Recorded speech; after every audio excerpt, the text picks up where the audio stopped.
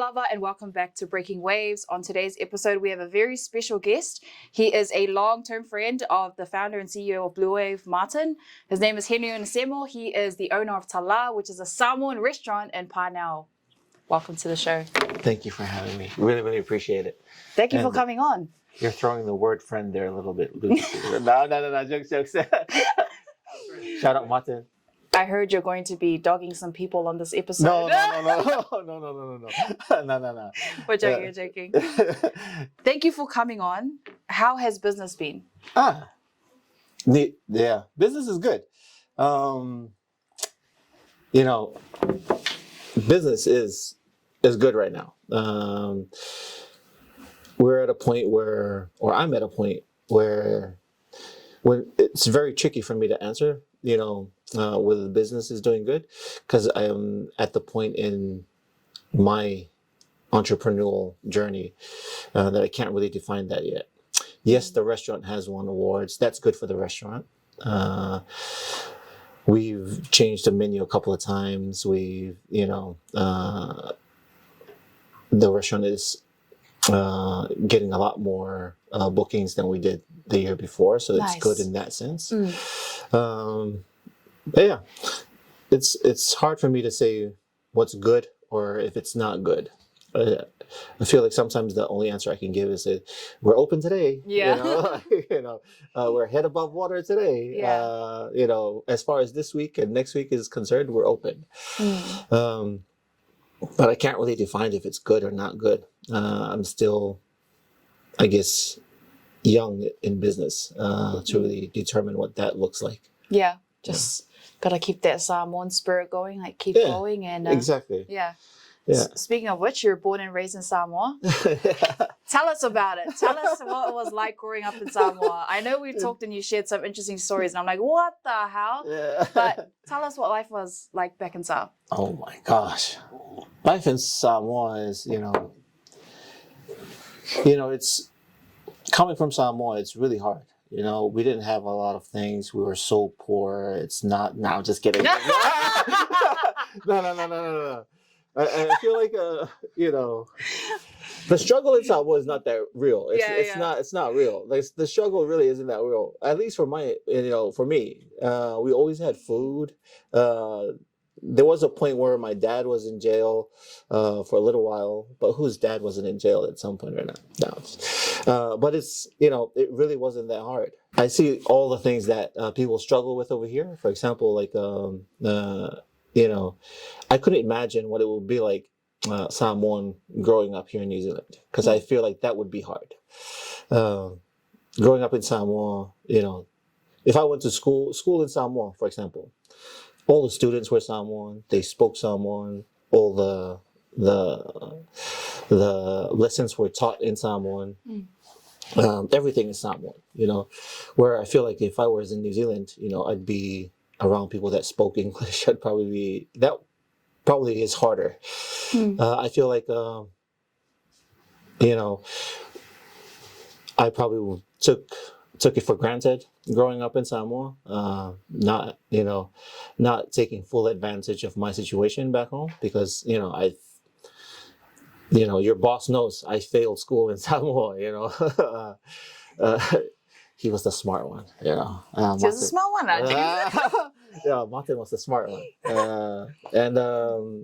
So I feel like I really didn't take full advantage of what was available to me in Samoa. But growing up in Samoa was fun. I feel like if I had focused more in Samoa and really appreciated more, I would be a lot better at what I'm doing today.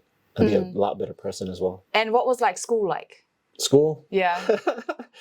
School was good. In Samoa, I went to Hostel at Samoa College, so dorm schools, and school really kind of shaped who I am as a person. I feel like that is the only, other than a little bit of community college in Hawaii, that is the highest education I've ever gotten, and I feel like the things that I learned in Samoa College, in the hostel, really kind of prepared who I am today. I see a lot of, I saw Tala on your guys' program. Yes, yes. Yeah. Yeah. So year 9, here's an example of how the dorm experience in Samoa kind of like instilled those values in me. So when you go into the hostel in Samoa, you get assigned a dad and you get assigned a mom. And then Tala'i was actually, was my nice. dad when I came in year 9. Man, I used to massage that guy's legs until like 2 o'clock in the morning. Like that's the kind of stuff they make you do. No wonder he's got nice legs. But Tala'i was like the Usain Bolt of our school. He was the most talented athlete that we had, and so watching him, one time he did a meet. He came down with pneumonia, and then I know that he had like pretty bad pneumonia because till like 3 o'clock in the morning, I'm the one that has to fan him. I did massage his neck and his legs, make sure he's okay. Yeah. And then, but with a serious cold, I think he had pneumonia. He still went to a meet and did extremely well. He won it. Wow. He set some Samoan records. Yeah. Just those kind of character traits that you build from being of service, being respectful, and being thankful were a lot of things that I learned going to Samoa College and being in the hostel. I remember we call it suavai. There's jokes like if you're anybody in the hostel out there, suavai. We always remember that. It's there. We would have a soup, and you're lucky if you get like a sausage in there. If there's no sausage, then all you're eating that night is suavai. But we also had we had treats that would, when on Saturdays we go home to see our family, and then we come back. Usually we come back with some, cans of mackerel, wahoo, corned beef. We call those bombs. You get a couple of your friends, and you just find a butter knife and you crack open the corned beef and just chow down. Those were the days. Thinking about it, I don't think I want to repeat that. Yeah. No. Like massaging Tala'i's No. legs. No, I don't think that was but Why? No, why wouldn't you repeat it? Like, what were some of the things that you didn't like? The things that I didn't like. I mean, as a ninth grader, I probably didn't like it as much, but I didn't know any difference. So it's part of. You're pretty much brought up to respect your elders anyway, and so going into hostel and having to do what the older kids told us to do it just fell in line. It wasn't really hard for me. But when you step away from it and look at it from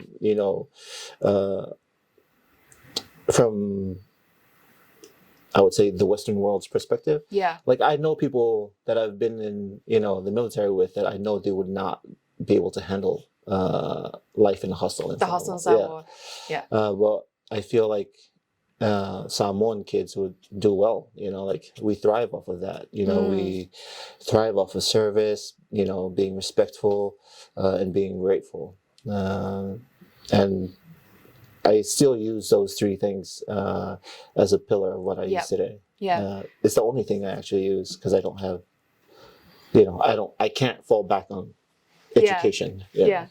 And then you went to the military, right? Yeah. So tell us about how your hostel situation helped you in the military. Yeah, it made The military's got nothing on the Samoan yeah, hostel. I went to the Air Force basic training. It was so easy. I was like, this is nothing. You mean you want me to make my bed and do like I think it was 23 sit-ups and like 30 push-ups in 20 minutes. I'm like, that's it? Yeah. And I think the 2 mile you have to run it in 15 minutes. I was like, this is so easy.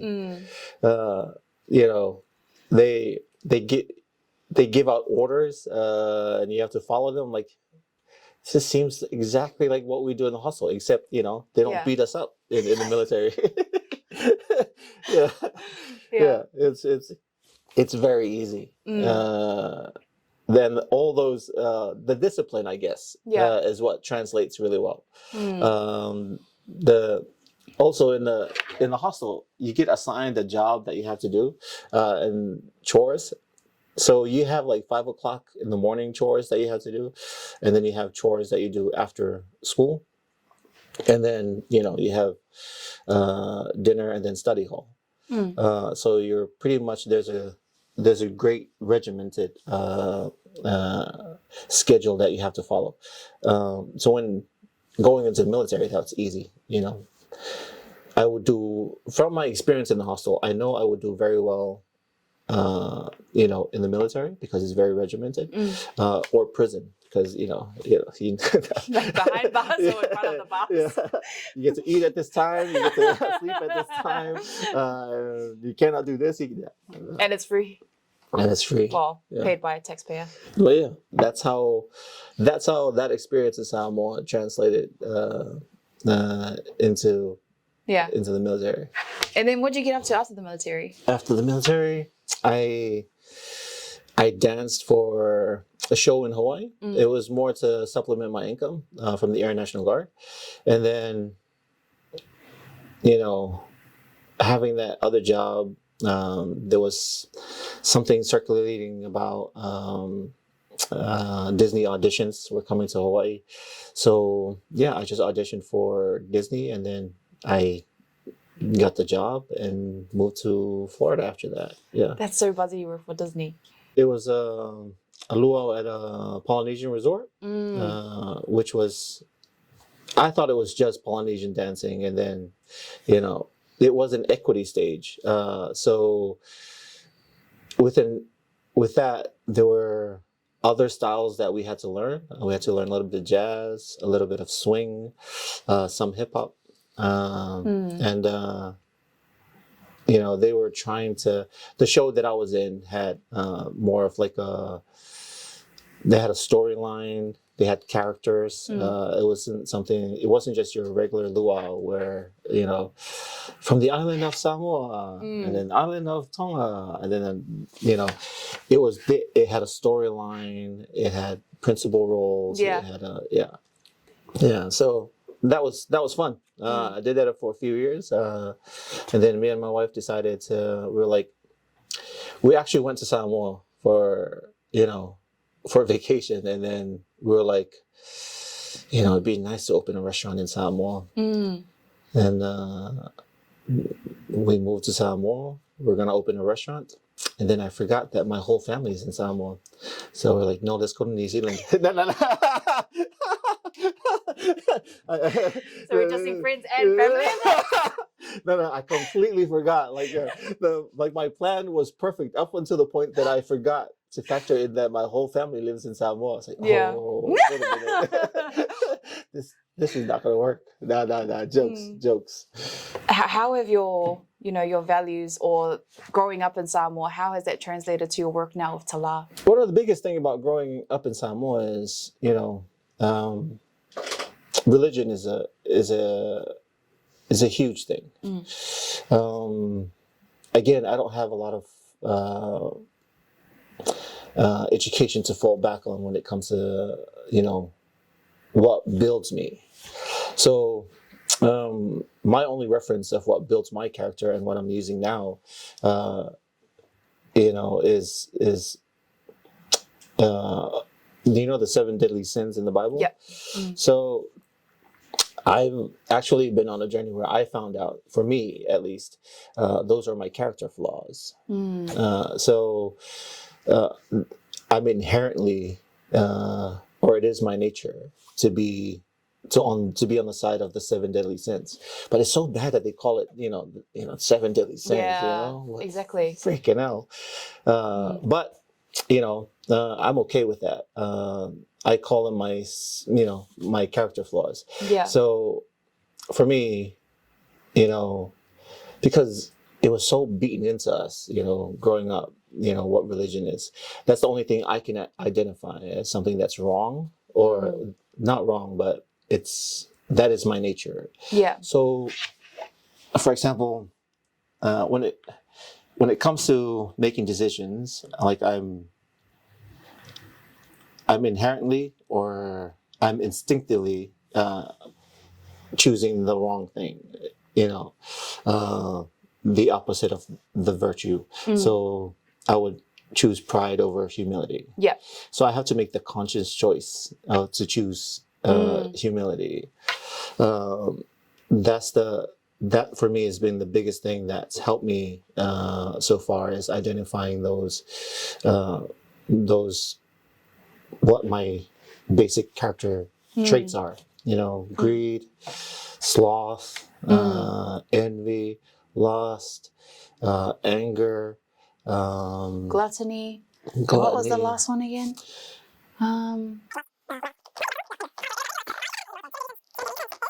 Oh, it is. You're right. It's wrath, envy, lust, gluttony, and sloth, laziness. Yeah. Pride, greed. Yeah. So for me, I instinctively, like my first instinct is, like, if I see somebody that's like driving over here, I see people that are washing the windows. I'm not instinctively, oh, let me reach in my pocket. Like, I have to choose, to go into my pocket to give something. My instinct is, oh, hell no. Yeah. My first instinct is no. Hold on to it. Yeah. I have to make the conscious choice to, actively be charitable. When something goes wrong, or again, I could use traffic as the same thing. If somebody cuts me off, my first instinct is wrath. Yeah, anger. I'm not empathetic. I'm not going, oh, maybe he's rushing somewhere. That's not my first choice. Maybe he's going to the hospital. I'm not thinking that first. That's not my first reaction. My first reaction is, oh, how dare you? And then pride is the first thing that gets offended, because how dare you do that to me? Instead of being, not humility at all. Yeah. So for me, those 7 things is what I work on, or try to work on every day. Sloth, easily one of the. I love being lazy. Me too. For like, if there's an email that I need to answer, and somebody says, "Hey, let's go climb Mount Everest." For me, let's go climb Mount Everest. That for me is another form of, sloth. Is like, doing everything but the thing that you're supposed to be doing. It's not like, because I used to fool myself. I'm like, no, I'm being active. I'm doing I'm doing 150 things. Yeah. How can I be, lazy? But then I'm like, no, you're not doing what you're supposed to be doing. That's crazy though, and that's a good way to look at it. The 7 deadly sins, because I swear, all of those 7 sins can apply to any and everyone. And it's funny that you say it's like your nature to almost go again, or to like fall into those kind of sins. And I think a lot of people experience that at some stage. I know I do, especially that sloth. And I love my naps. I love my doom scrolls. I will spend a whole Saturday just on the PlayStation. And people say, "Oh, I don't have discipline." I'm like, you have discipline. If you have discipline to stay 8 hours on a game, you have discipline. Exactly. You just have discipline on the wrong thing. Yeah. But I think that it's good that I have that as because if I didn't identify what was wrong, I could never fix it. So now I make the conscious choice to always try to choose the virtue instead of it's hard though, and I fail most days, but Yeah. I do have to make that conscious choice of, choosing the virtue that corresponds to that first instinct that comes through. I think consistency and discipline is a hard thing to clock for a lot of people. For myself, I struggle with it to this day. Yeah. It took me years to just get up on time, just to wake up on time. Or, well, now I exercise every day, but it took me years to just get to that stage. Yeah. What are your tips to help people go into being more consistent and more disciplined? I think don't do it for a long period of time. Just do it for today. I feel like a lot of people, and don't count what you did yesterday. A lot of people spent, or for me, this is my personal experience, and I hope some people can take something from it. But don't do it for the rest of your life. That's a huge ask. Like at least for me, when somebody, when I think about doing something and I'm like, oh man, I had to do this, like a 5-year goal that I have to accomplish. I set the goal and then I only do today. Yes. Because when you look too far ahead into the future, it feels like, oh my gosh. You're like, it seems so long. Like you're seeing like, oh, it's going to take this. Yeah. So if you, let's say you have like a 15 million Lego set that you have to put together. Just focus on one piece, and that one piece today should be all right. But if you try to look, spread all the pieces out and look at it that way, it'll for me, it's too much. And then, it's good to look in the past and just grab a few lessons here and there. Yeah. But I feel sometimes for me, when I spend too much time in the past, like I feel like, oh my gosh, I've done so much. I've done, I've worked so long. Yeah. Like, dude, Bro, small is violent. Yeah. Start it again. Oh my gosh. I've done so much and nobody's helping me. And the Titanic song. Yeah. And that's such an easy trap to fall into. Yeah. I read this awesome book. It's called The Courage to Be Disliked, I think 1.5 years ago. Yeah. Literally talks about that. And it also talks about a lot of other things. But one thing that changed my life on that book was if you focus too far into the future, you're never going to get anywhere. Yeah. If you focus too much on your past and all the bad things that happen to you, you're just going to stay paralyzed. Yeah. Nostalgia is a very dangerous drug. Yeah. And it's, you could spend hours in your past. Like I could, with the right soundtrack, I'm done. Can I put some Drake on? I'm like, oh, wow. Oh, yeah, those were the days. Yeah. Oh, yeah. Oh, yeah. Like, and no, it's, I think keeping it in the day has to be. That's so important. Yeah. It has to be the one thing that's been working for me. Yeah. Even like on that book, they said tomorrow doesn't exist and the past doesn't exist. You have to look at it like that if you want to be your most productive self. Exactly. Today is what matters. Yeah. This space is the only thing that matters, and just keep going every day. Yeah. Man, there are some. Do you read a lot of books or this is a podcast? Oh, the last thing I read was I think Mitch Albom's Tuesdays with Maury. But other than that, even then, like that was something that I think I was forced to read. The last book before that was Dracula, Bram Stoker. Yeah. That was it. The classics. Yeah.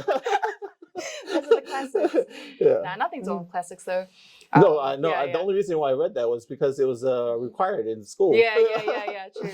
Yeah. I think our book was like The Lord of the Flies or something. I don't know if anyone's read that. The Lord of the Flies? I mean, I've read what do you call that? The cheat sheet for Lord of the Flies? Is that like a shorter version of it? Yeah. I mean, I know the gist of it, but I was reading, I was like, why does it sound like the series Lost? Yeah. Yeah, it's literally, it's like the series Lost. And like, I was about, I think 13 to 16, anywhere between then, when Lost was coming on TV. Yeah. So my family would watch it religiously. Yeah. The same year, we had to read Lord of the Flies, and I was like, they're copying Lost, but they're just like they wrote it before that series. I was like, oh, sorry. I always see the image of the pig's head.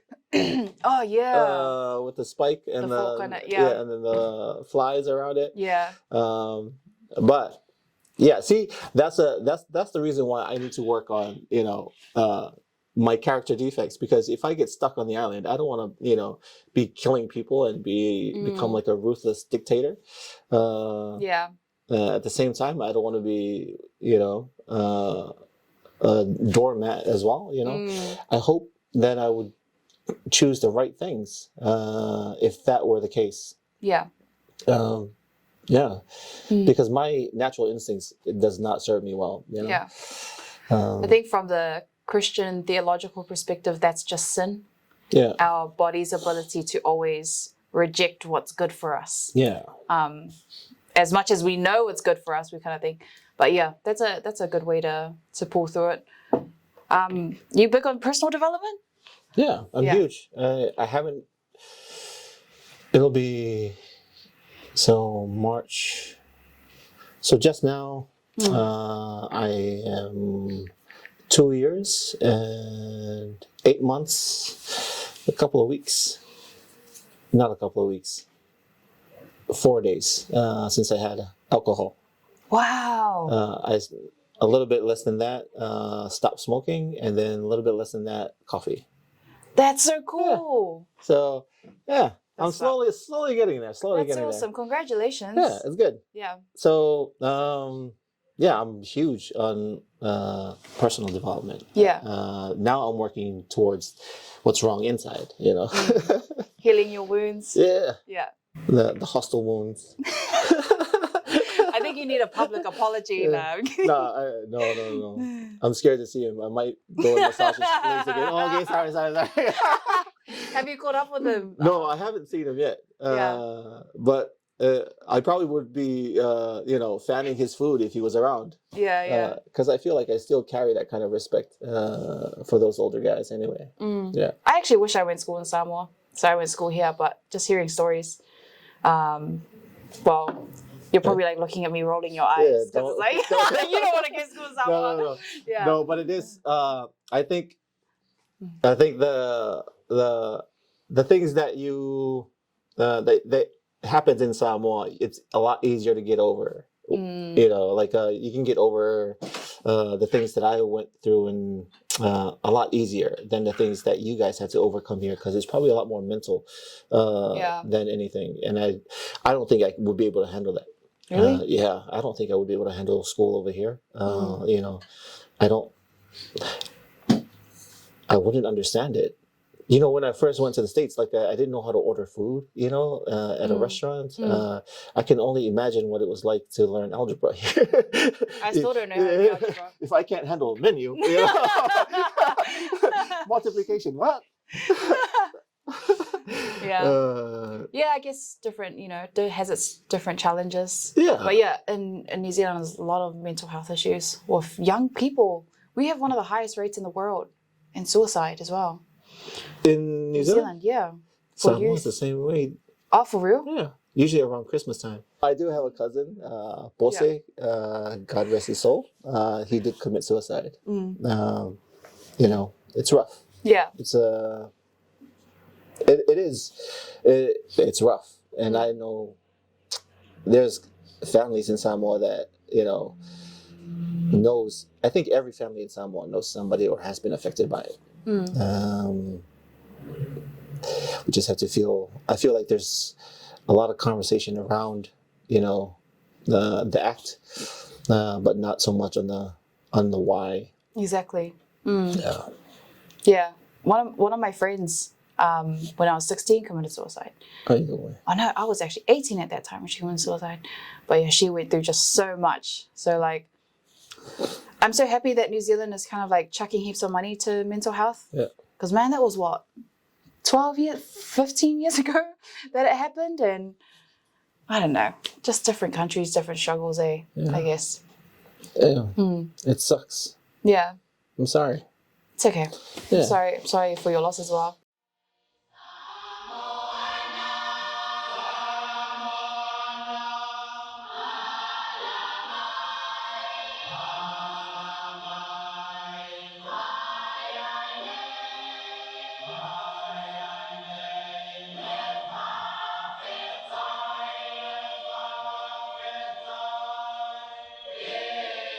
To book a photo shoot, text photoshoot to 022 691 5107 or message photoshoot to our Blue TV or Bluwave Facebook page for more information. Book your timeless portraits today. Embrace your culture and create lasting memories.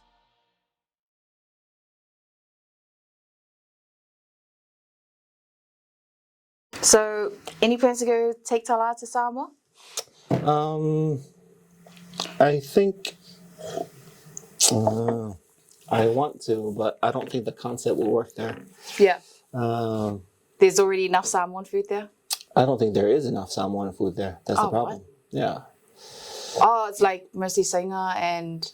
Yeah, but that's still a great representation of Samoan food, I think, what the Sainas are doing. But I don't... Like, what's the Samoan restaurant in Samoa? We should Google it. Pingaki's. Pingaki's is the... Yeah. Shout out to Pingaki's. Right, Pingaki's is because that's the only place our boss takes us to. Oh my gosh. That's so... We're like, let's go to a nice restaurant. Yeah, go to Pingaki. Yeah, man. You know that guy? plates. That guy, I believe it's I don't know if it's true or not. Somebody can fact check me. But I heard he started his empire from selling, the prawn crackers. Yep. So he would deep fry those, make the prawn crackers, and then sell it. And then eventually he turned it into a restaurant that... So the first Pingaki restaurant was across from the McDonald's, where it's at now. And we used to frequent that, and we would sit in there, and then we'd look across the McDonald's and watch the rich kid, watch all the rich kids eat at McDonald's. We're like, oh man, that's so awesome. But so in Samoa you can also buy like loose cigarettes. So the ideal day at Pingaki is, you order your falai, buy a Coca-Cola, like a large bottle, and then you tell the shop owner, hey, I'll return the bottle for a cigarette if you give me a cigarette now. Finish the meal, Coca-Cola and a cigarette. Best thing. Oh, keep the old McDonald's. Honestly, I would rather eat at Pingaki's than McDonald's. Only because we have McDonald's here all the time. Yeah. But yeah, is that a Samoan place? Pingaki's? Yeah, it is. It's 100% Samoan place. Lewa'a, represent, let's go. I went to Lava Hotel, told me Asina. Most of the menu is like fish and chips. Yeah. Prawns. Yeah. A lot of Parangi food, like no hate. Maybe that's what's more attractive to their, customers or whatever. Yeah. But you're right. I don't think, have I been to one? No, I've been to Chinese restaurants in the city. Treasure Garden. Chinese restaurants are pretty good, man. Treasure Garden was the best. Yeah. But Pingaki is 100% Samoan food. Yeah. I would call that, But it's like lunchtime food. Yeah. Not really like a Samoan restaurant, right? Yeah. And it is a part of, of Samoan food history, The Chinese didn't have I don't know if they had a choice, being brought to Samoa, but they had a huge influence on the food and the culture. And, part of those influences is my favorite growing up, the food. I love being like, Jesus, now I want to go back just to eat that. Yeah, yeah. But yeah, I think they certainly have a place in Samoan food. The story of Samoan food. We don't even. I feel like it needs to be discussed a bit more. We have such a close, such a history with the Chinese. But growing up in Samoa, because not too long ago, right? I've seen all these advertisements about Chinese New Year. Oh, Chinese New Year specials here in New Zealand. I'm like, man, in Samoa, for a country that had such a rich history with the Chinese, we don't even talk about Chinese New Year in Samoa. That's true. Yeah, it's horrible. Like Jesus. I mean, they go to Samoa and end up being fluent by the end of the year. Yeah. And then they're one of the they become part of the village. Which is something maybe I think they understand. Because you know how in China they keep things strictly like Chinese culture. Yeah. I can't speak. I haven't been to China, but I don't know if they like really celebrate other cultural stuff in China. So maybe they're like, oh, we're going to Samoa. No, we're going there, and we're going to learn there how they do things and adapt to it. Yeah. I don't like New Zealand and Australia. We're more, and even America, we're more open to like diverse celebrating. But I know in countries that are dominant in one culture, they're kind of like. But they've had their presence in Samoa before World War One. When the Germans brought them over for to help out with the plantations, and of course, and construction, everything. Yeah. So with that one, and of course, I think some sort of caste system was involved, and Samoans weren't allowed to mingle with the Chinese. But love is love. Yeah. And there were actual families that came out of those situations. It's hard to think that they've been a part of a country for that long and still not be celebrated. Is what I was thinking. I think they've earned it at some point. I think when FAST get into government. They'll be able to do those things and have more diverse celebrations. You hear that, Auntie? With the Chinese and do their Chinese New Year. Although, I feel like if they did have a Chinese New Year, it'll get a lot of backlash from the churches. Do you reckon it would? Or they wouldn't care? The churches. Oh my gosh. Because they'll be like, satanic. Yeah. They're worshiping the dragon.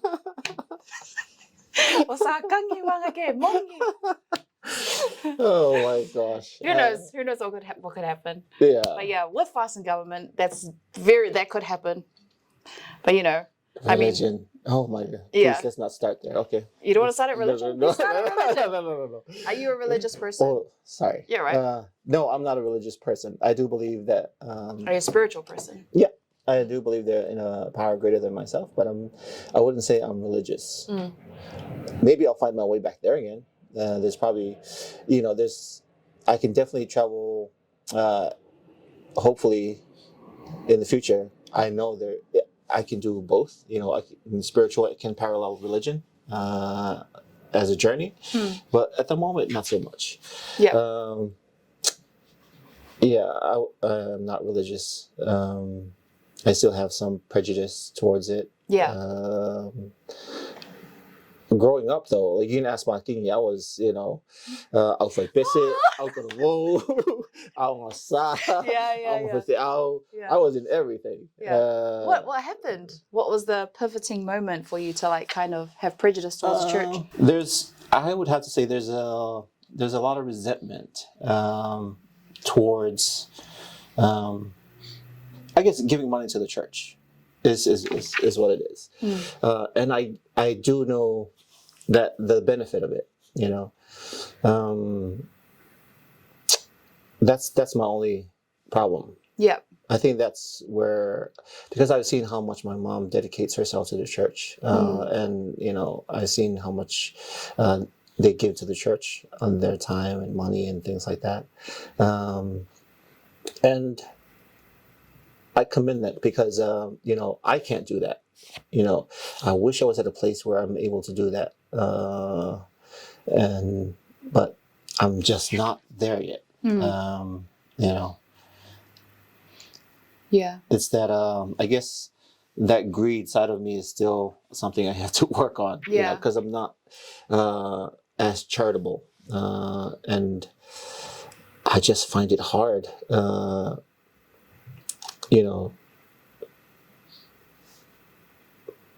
I feel like this. I don't know. I can't understand what happened was growing up in Samoa.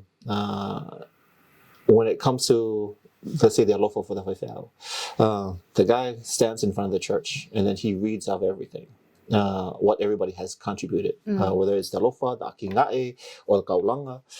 Then you read off every family and what they've contributed. And then I always remember my mom and dad trying to one up what they've, what some other families are contributing, or they didn't feel like they gave enough, or and that always kind of affected me in a negative way. I didn't like that. I didn't like the competition part of it. Yeah. Or it felt like it was a competition. Mm. And it felt more of like a business than a spiritual place. Yeah. It definitely felt like it was more of a business to me. Yeah. The sermon can, I mean, you can tailor a sermon to get more money into the. The more you give to God exactly. for your money, the more you will be blessed, you and your family. Do you want to build a faleo in heaven, or you want to build a nice house like that? You drive past my aunt's house with his four-wheel drives. His four-wheel drives, Exactly. nice marble floors. So, and that's nothing wrong with that. You know, like that. It's not my place to say he shouldn't or not buy all those things, but I am not strong enough. Like I'm not at the moment. I'm not. I'm still working on envy. Like I cannot drive by it and not be envious of all the money that I'm that my family or whoever's given to the Fuimaono, and he's able to buy those things. Buy those things. You deserve it. You gave a great sermon. You're running the church well, and it's good for you. But I'm not there yet. Yeah. I'm not, I wish I could drive by and go, oh, wow, good for you. No, I'll drive by and say, oh my gosh. Like that. Like I'm not there yet. I wish I was, but I'm not there yet. I drive by and, resentment already kicks in. And you're not alone. I know so many people feel the same way about, giving money to the church. I spoke to a minister who I think he's at the Mangele. By the way, people, give your money to the church. It's okay. I'm not saying that. It's just a personal experience. I'm just trying to be okay with it, okay? But it's very valid. It's very valid because a lot of youth as well, even to this day, they see their parents and their kids work for hours and hours, and they say, bring this, we're going to the church. Just to compete with other people. So I asked the minister, the Ifaka minister, doesn't this create pride? Yeah.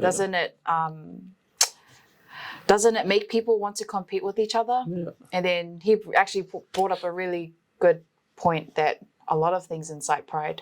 But to them, that process of, displaying who gave X amount of money is kind of like respect, giving it back. But they are working in Whakasa to try and change it because, they're catering to youth now. Yeah. So that's a whole different playing field. Before they'd all come in to contribute to build the church. So I know as time goes by, these things will hopefully become better and people aren't pressured to give money, but rather can give out of the goodness of their own heart. Before religion, I feel Samoans had a great way of dealing with existential crisis and things like that. We had art, we had music, we had poetry, we had stories. We may not have religion, but we had those things. Like our relationship with, let's say, death. Like we didn't need church back in the day. We have our own way of dealing with it. And I think it's a lot more special than what religion provides Samoa. Even weddings, celebratory things. I feel like, before religion, we had a comfortable way of dealing with all those things. And I feel like, religion might have hindered the growth in that. We have our alanga upus. Absolutely, they changed a lot and they took a lot from how we did things, and we already had a connection with God. It was just not under what colonizers enforced upon us. Like they said, no, that's not God, this is God. And there's so many histories to show that we did have a relationship with how God presented himself to Samoan people. And I feel like there's not a right balance between culture and religion, to where, when you get into a place where you have nihilistic views and, again, existential crisis and things like that, religion can only help so much. But if religion has been in Samoa for a long time, but we still have a high rate of suicides that we just talked about earlier. Why isn't that helping? Yeah. Uh, Family violence. yeah. Sexual abuse. Yeah. So there has to be. While religion is good, I feel like there's a cultural disconnect in the way, probably in the communication, or a way you can bridge the two so that there's better understanding, within those the problems that I thought religion was supposed to help in, but it's not. Once again, when fast come in.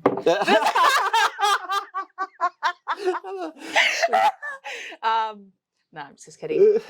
Definitely something I would love to see evolve in Samoa, because that religious culture is just so strong. Yeah. And I don't know how it'll happen, or who will be the stepping forward to address these kind of issues, or maybe they already are. Yeah. Maybe they already are.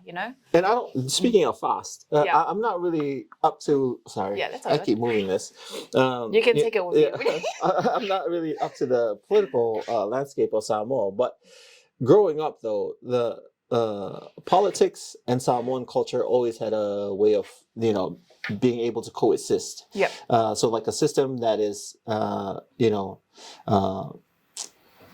can I call it a palangi system? It is. It was given to us by the Germans. So it's you have a palangi system and a Samoan system that can operate together. The chief system, and and then there's they have two courts that they can that kind of makes a ruling on both.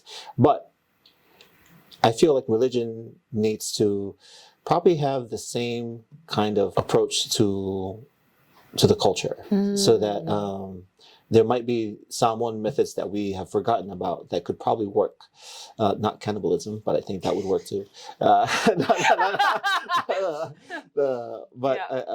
think can probably work together to help some of the things that are fundamentally contributing to suicide and family violence. And what do you mean by similar approach? Like merging religion with, like, as in how the system works? Yeah.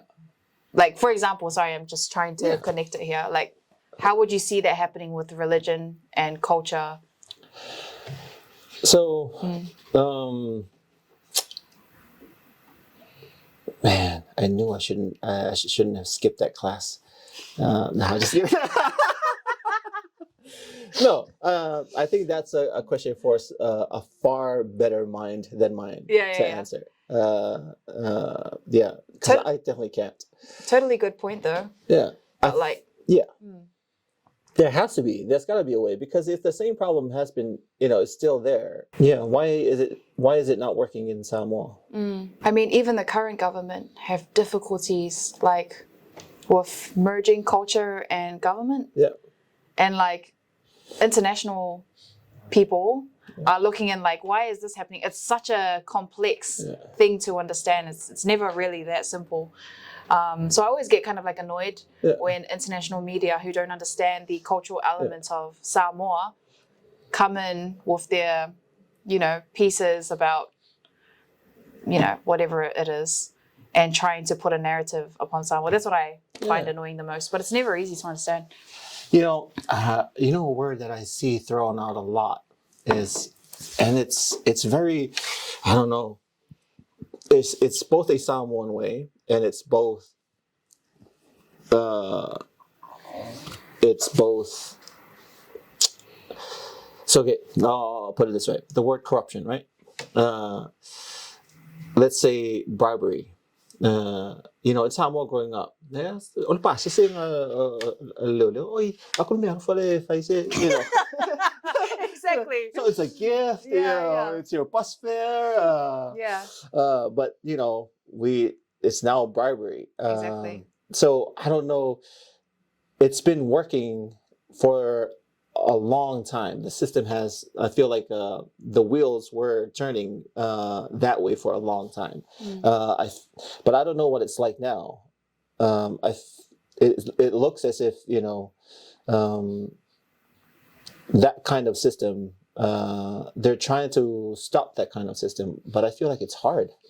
How? It's part of the culture. Exactly. Like, they're looking at it from a very palangi Western lens, which is like, it's very tick box. I would rather the kind of corruption that I've seen in the Western world is far more vicious, and it's not. If we do that in Samoa, I don't know. I think I think that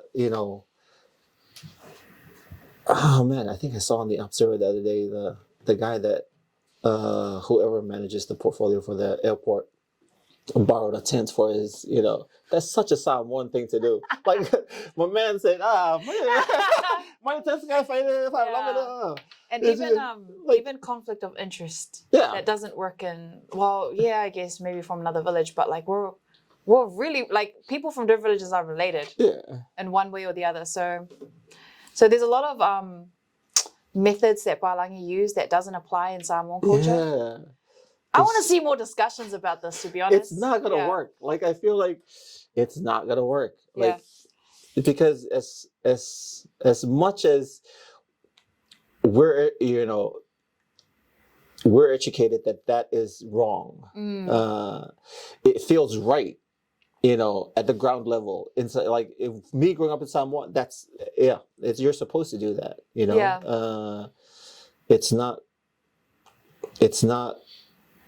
It's not. I guess it's not wrong.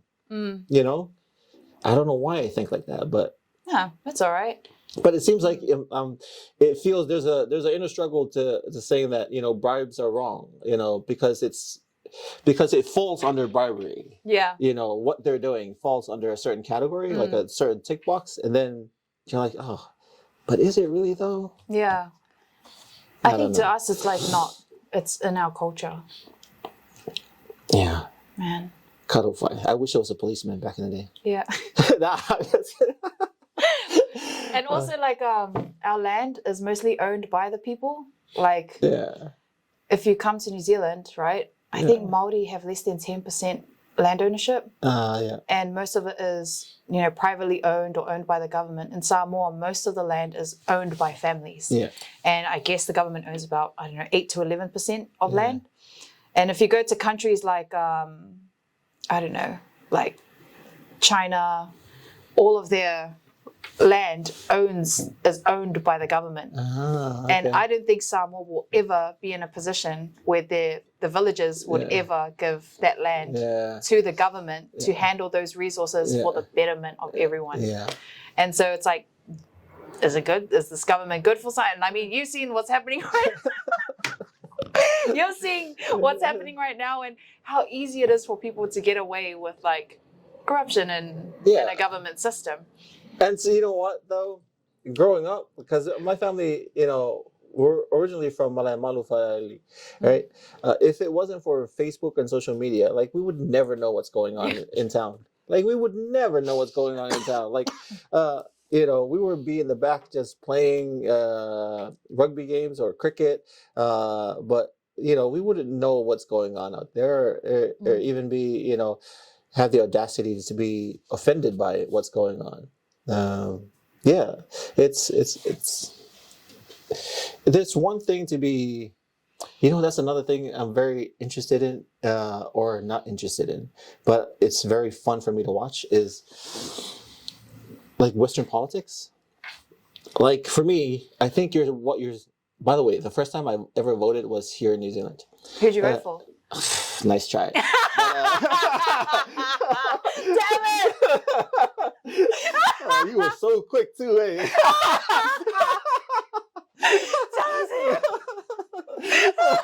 Oh man, so quick to the trigger.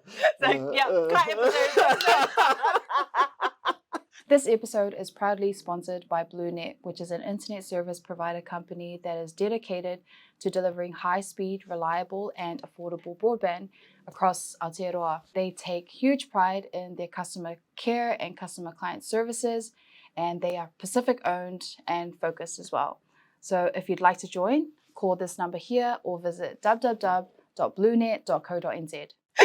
No, okay, so you voted first in New Zealand. Yeah. Yeah. But and after I voted, that was it. If the government I voted for is not in place, it's fine. I'm done. I'm not.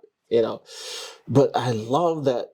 Especially, and I see it I used to see it when I lived in the States, and it's happening here in New Zealand as well.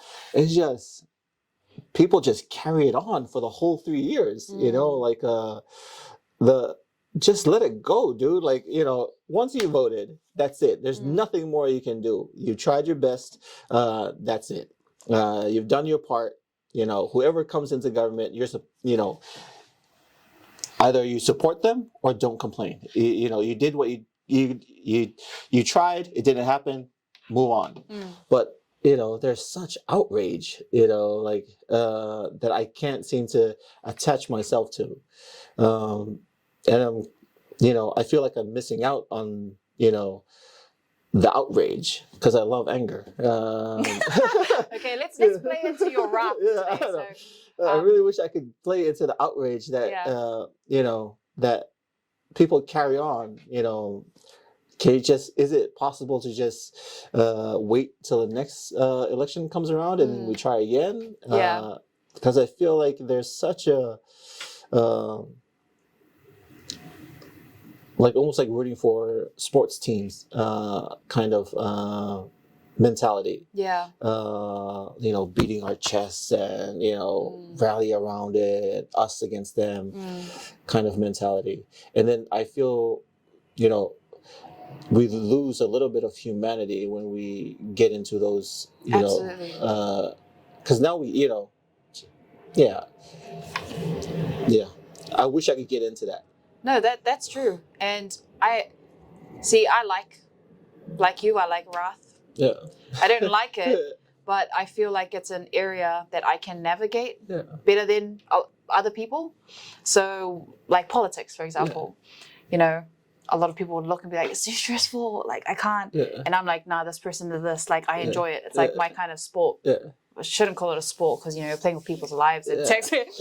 But a lot of the outrage, I always like to, Samoa is independent now. Yeah. Maori have been colonized and they've lost a lot of their land. So a lot of the outrages... Western Samoa's independence. Yes, Western Samoa. I'm still with you guys. Nobody has forgotten about you. It's okay. Yeah. So what was I saying? Yeah, so, New Zealand was colonized and David Seymour comes in and I always imagine what would happen if this happened in Samoa. And Māori are like our brothers or our cousins, our brothers and sisters or our cousins. And so they're coming in and remember our people, we value land. We know that's like the highest thing. We have people going in and out of the land in court titles, fighting their own family for it. And because Samoa has that, I always empathize with Māori and how their land has been taken from them.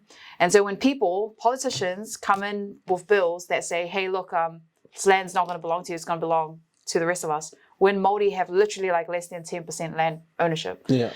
So I always kind of like look back to Samoa, especially with politics in Pacific Islands. I'm like, how would we handle it? Oh yeah, someone came and take our land, someone's dying. Yeah. Someone's getting shot or someone's going to court. So I guess the outrage is valid in a sense that they're protecting what's been handed down to them through their ancestors.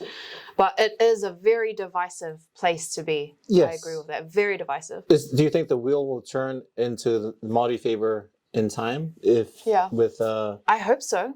I really do hope so. And it's an uphill battle for them. Yeah. And I think if Samoans and Māori came together, we'd band up pretty well. Or the whole of Pacific came and supported Māori together as well. And also, everyone has different interests. Some Samoan here is like, I don't care about that. I just want to get rich. Yeah. Find the best opportunity for me. Come to Tala.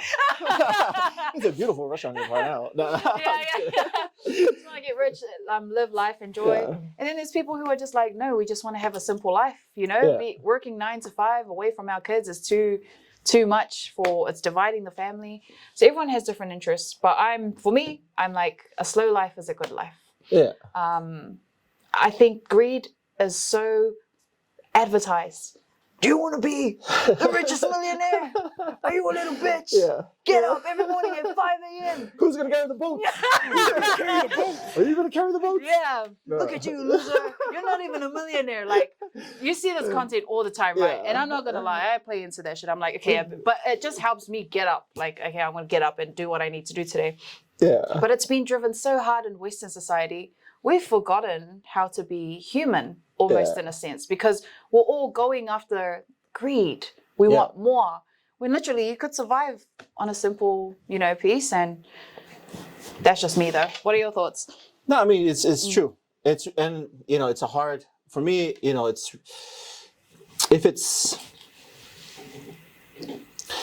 It's really hard to watch it if it's like let's say the party that wins has won by a huge margin, right? If it's won by a huge majority, then I always can feel like, oh, it's going to be okay. There won't be, the next 3 years will be all right. Because it seems like the majority of people have wanted this. But it's when it gets to a point where it's like really close, like a 50, 50. Like last election, eh? Yeah, when it gets really close, I feel like, oh my gosh, I don't think I can stand the next 3 years of,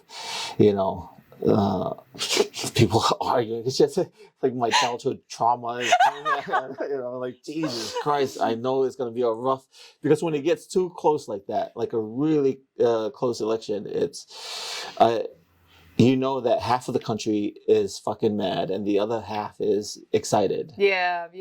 And then it's not an ideal situation to look at, because I feel like when it's so close like that, it's gonna be they're gonna butt heads and there's gonna be a lot of anger, and this one's gonna, and for some reason, like I feel like because I've lived here for 10 years now, but I think over the last couple of elections, I'm starting to see the kind of campaigns that were used in the States. It's my experience. I'm seeing a lot of similarity in the way that campaigns are run here, how to entice that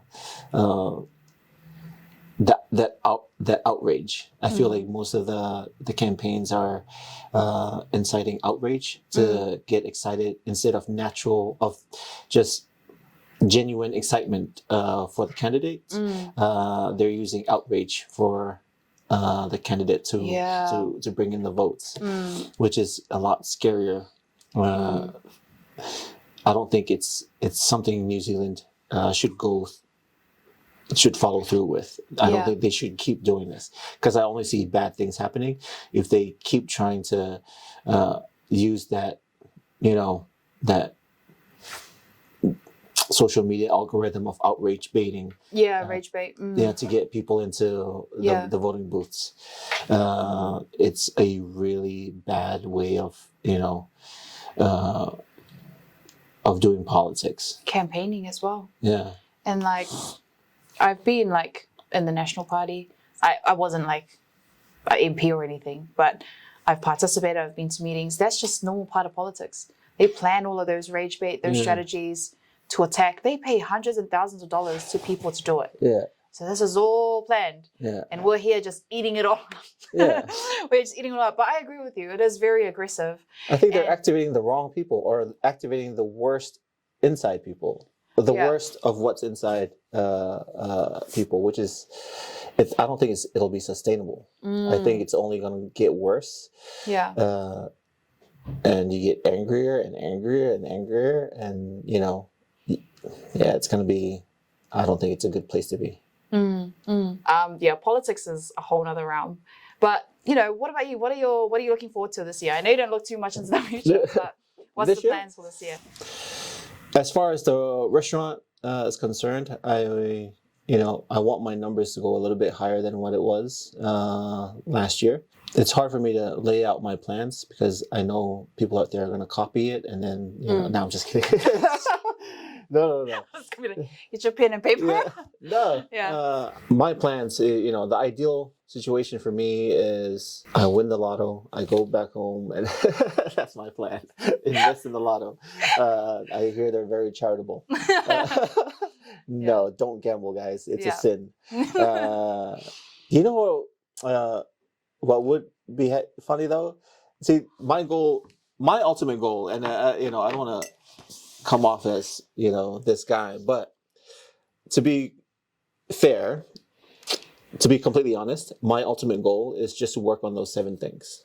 I use my job, I use everyday interactions to try and work on those things, because I feel if anything happens, good or bad, if I'm not working on those 7 things, it'll be a waste of time. I know I was just joking about the lotto, but let's say I win the lotto and I'm lazy. I'm probably gonna die in And the 7 deadly sins, all 7 of them also together. then I'll be dead within a month or 2, because I'll eat my face off. I won't go anywhere. You'll buy everything unnecessary that you don't exactly. need. And I'll have FU money to be angry at the world, and pride. I'll buy the most expensive car and drive it down on the Hana, and it's not ideal. If I don't work on those 7 things, and the restaurant is successful, I would lose the restaurant immediately. If I don't work on those 7 things and we win awards, I wouldn't be able to appreciate it the right way. That's my ultimate goal, is to just focus on those things. The rest will follow. And not. I just don't want to have judgment on things that happen because of the work. The results. I don't want to pass judgment on the results, I don't want to say, oh, those are good results or bad results. I just need to give it time, and we'll find out later. Chasing happiness for me is another thing that I don't do anymore. I don't think that's a thing. People chase happiness. You can't chase happiness. No. It's so stupid to do that. Like traveling as well. Like people go to the ends of the earth and visit monks up in the Himalayas to find this peace. Like we're doing yoga with people out in the Philippines, and they're like finding inner peace. It's so crazy. But tell us what you think about that happiness. Trying to find happiness. No, it's like it's completely ridiculous. Like I'll give you an example. Like I work in the kitchen, right? I work indoors, but. If I wake up and it's a sunny day, I'm like, I'm happy because the sun is out. You know what would be good? Go to the beach instead of, like I'm always looking to make it better. Because God hasn't done a good enough job making the day bright for you. You want to ditch work and go to the beach. You want to, you're always thinking of something else on top of, what's given to you.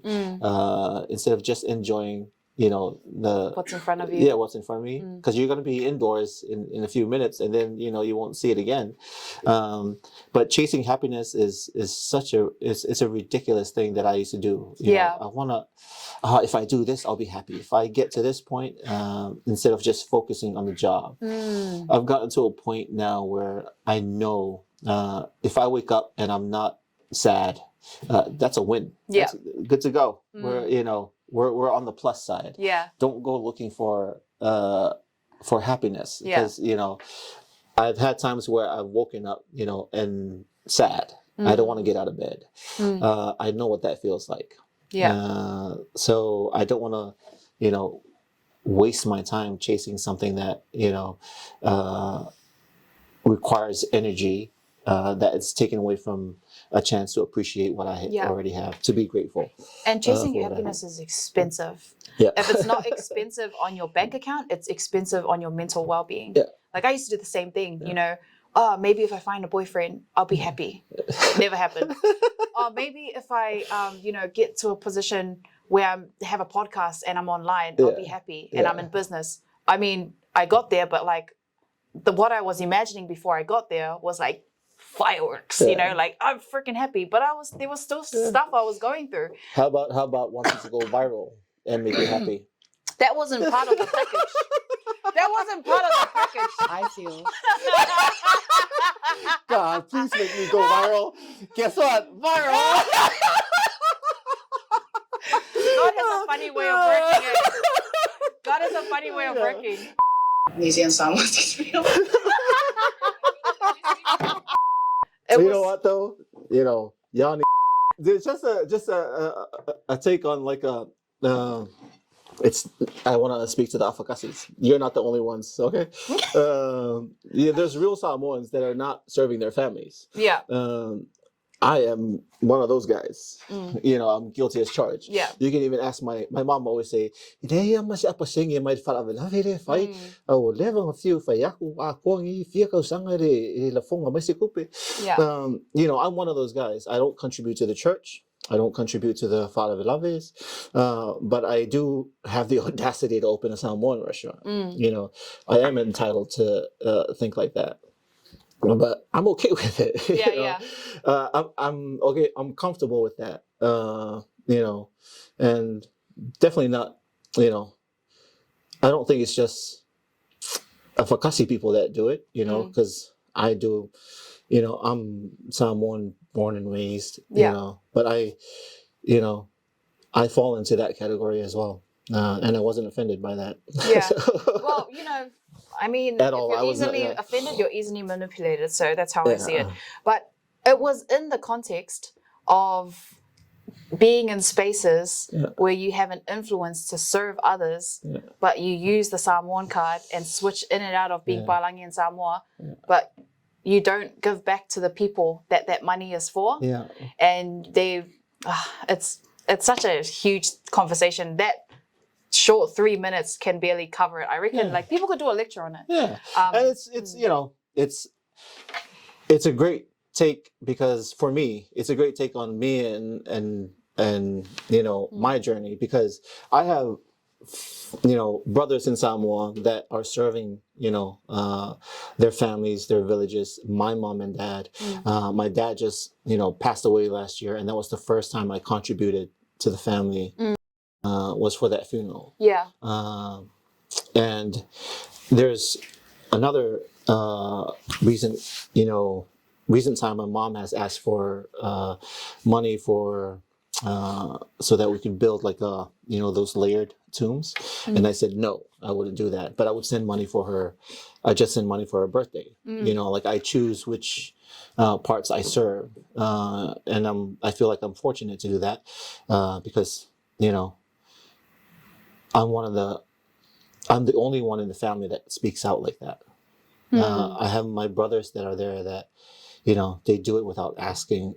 They do it without complaining. Yeah. And they serve, you know, that Samoan way, and demand nothing from that. Where I don't, you know, like I'm outspoken to my mom and dad. I say, no, I'm not going to do that. Nope, that's not for, if it's something that you need, yes, I'll do it. But if it's not, no. I say I will not contribute to those kinds of falavelavas anymore. See, that's fine, right? But Like, then I do use the Samoan card to get funding, to get I use my Samoan card to open a restaurant, to tell a story. Yeah. I do, you know, I do that. But still, I do not find that offensive, even though I feel like it's not just Afakasis that, you know, that term is referred to. It could also refer to somebody like me. I'm not offended. I think you're right. Yeah. And I didn't mean only Africa. I was like, especially. Yeah. And the only reason why I said especially because they know how to do it. They tap in and out of the white world. Can you imagine what would have happened if Drake won? The beef? Yeah. He did win. And what gave you the confidence? Delusion. Can you imagine if Drake won? Light skin and Afakasi would be like light skin and Afakasi would be winner. I'm Team Drake. I don't care what anyone says. Get your mouth. You deserve. I don't know. Jokes.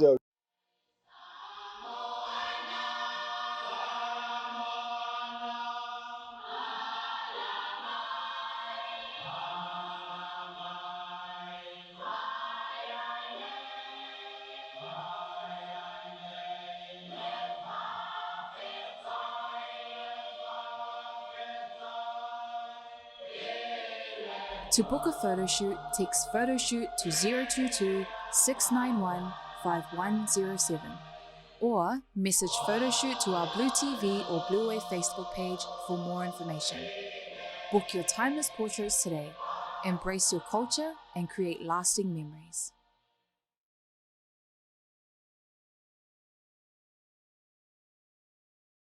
Before, I was like, oh, this person said this about me. Yeah. But now I'm just like, just do the work, move forward. As long as your intention is good, what you're trying to do, you've planned it, you've mapped it out, go for it. But opinions are opinions. Yeah. I read a really good quote, actually. Someone posted it. Your ancestors didn't survive wars, famines, and migrations, so you could be paralyzed by opinions. Ah. Who said that? Some guy on Threads. Oh. Yeah. I guess that's a good thing about looking into the past, is how far the people have come before you to make you stronger for the present. Yeah. Yeah. So every time I think about that, like I'm sitting paralyzed, like, oh, this person said this about me. I quickly think of like my grandparents, like what they had to come through and the people before them. Yeah. And I imagine them looking down like, oh. Do you ever So ask if it's real? The what? What they're saying? Like that's what I would it has never happened to me, but you know, if I see, I would imagine if somebody said something mean about me, I would have to ask myself, is that true? And usually the answer is no. Yeah. Yeah.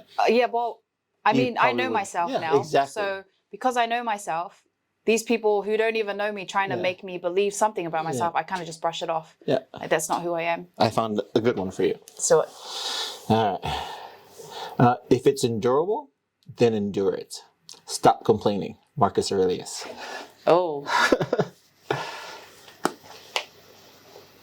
That's a good one. Is he the Stoicism guy? Yeah. Yeah. Well, yeah, he's one of the Stoics. Why do you like that quote? Because anger, wrath is one of my things, and I love to complain. I just love to complain, you know, like there's something righteous about it. I'm serious. You feel like you're sitting on a high horse, you're looking down on somebody, and you're just complaining. I'm like, when I see a Karen, I'm like, I know what you're feeling. That feels good. It's very addictive. You know, when you turn around in the movie theater and you go, shh, and you turn back, you're like, yeah. Right? And so I try to work on that. You know, I don't want to be the person that complains anymore. Besides, I have like a whiny voice anyway. Like, you know, like hearing myself complain is like, you know, gross. It's like, fuck. And also, one of the worst things about me is I can almost, if I start complaining that something is hard, I can easily believe that. Yeah. Which is one of the worst traits I could have. Because once I complain, oh man, this is rough. Yeah. I feel like, oh yeah, it is rough. Let's go sit down. And then I stop doing what I play into the sloth now. Yeah. And you know, the other thing is when I complain, especially being a leader in the kitchen, the next chef might hear it. You know, and I will ruin his day by complaining. Yeah. Words are powerful. Yeah. And what you tell yourself is very powerful. And I used to think, I'm not a complainer, but I found out, I'm like, no, I am a complainer, and I actually like this, you know. Yeah. Well, yeah. I mean, it feeds into the ego, right? I have a really good book, Ego is the Enemy, which talks about this. You can take it with you if you'd like. I love to. What are you trying to say? It'll tell you everything that makes you feel good. Okay. That lives within your ego. Awesome, I will. And one of them is actually complaining. Okay. And being a critic. Yeah. An overly critical person. And it all links into relationship with self. Yeah. So sorry, I'm not trying to lecture you or anything. I'm just sharing with you what I learned. Sharing quotes. Yeah. A lot of the things that make us feel good, whether it's gossiping, whether it's criticizing other people, it makes us feel better because it's putting down someone else. Exactly. And how you view yourself, like if you love yourself and you understand your trauma, what you've gone through, you have to see yourself outside of yourself. How would you treat yourself through your mistakes and through your critics? And it actually taught me to be like a kinder person. Yeah. I was like, damn. And you discover so many different things that feed your ego. Where is it? I mean, there's healthy ego. Like when you're leading people, like. Well, it is Yeah. I feel like it is a spectrum. right? Yeah. Yeah. So if you have ego at one side, humility at one end, somewhere in the middle is confidence. Yes. And, you know, somewhere past humility is probably self-loathing. Yeah. So I think finding that middle ground where it serves you, confidence probably serves me better than pride. I mean, for me, confidence serves me better in business, but humility too. I used to do fake humility as well. Yeah. And then what is confidence to you? Because I'm interested to know what confidence is. Confidence for me is okay. So if I make a decision without, if it takes me more than 2 seconds to make a decision, or less than 2 seconds, I know that was done out of confidence. So it's confidence is something that comes out of experience. It's second nature. It's a muscle memory that I've built over experience over the years. It's a gut feeling that just comes through. If I make a decision where you ask me a question and then I take a little bit longer because I want to seem a certain way, then I know I'm not being confident. Yeah. Can I test your confidence? Yeah. Okay. I'm gonna ask you like questions. Which would you have? And you have to answer it below like 3 seconds. I don't have a lot of That's confidence. amazing. By the way, Yeah. No. I'm just saying like galo or fai. Galo. Kale mamoe or kale moa. Mamoe. Pisupo or apawahu. Apawahu. HRPP or fast. He's not confident. He's not confident in himself. I just tested your theory now. Just kidding. Just so you know, I'm Samoa College all the way. Okay? I'll say that. Does that make does that make sense? That makes sense. Okay. There is. Not that St. Joseph and Marist Brothers is bad, but you know. Yeah. No, but this is a really good all the book. way. Take this with you actually. Okay. It's a good read. It'll just help you identify. But it strikes you into humility. Humility is my favorite thing. Well, now it is. Thank you so much for coming onto the show. I hope you enjoy that book. I'll be missing you. Am I the first person that got a book? Are you serious? Yeah. Oh my god. The first person got a book. I usually don't give away these books. I love my books. You know what's so funny is that we started the conversation with books. Yeah. Yeah. We did. And we didn't even plan to end up with a book. But Yes. that's awesome. Yeah. High five. High five. Thank you so much for coming onto the show. No, You're thank you for having amazing. me. I wish you Thank all you. the best with business, with Tala. Thank you. Thank you. And I hope you get much money this year and blessings into your life. Do you have any last words? No, I just want to say thank you so much again for having me here. And, you know, I am really proud of what you're doing and how you've handled what I'm serious. Like, I don't think my test is still to come, I think. And I hope I could, I handle it with grace like you did. Maybe call you on how to get some tips on how to do something like that. But that's very admirable. Thank you. And shout out Martin, thank you. And thank you so much again. Really, really appreciate it. It's been fun. We should do this more often. Yeah, we should. Yeah. Come on anytime. We can have random discussions. Ah. Breaking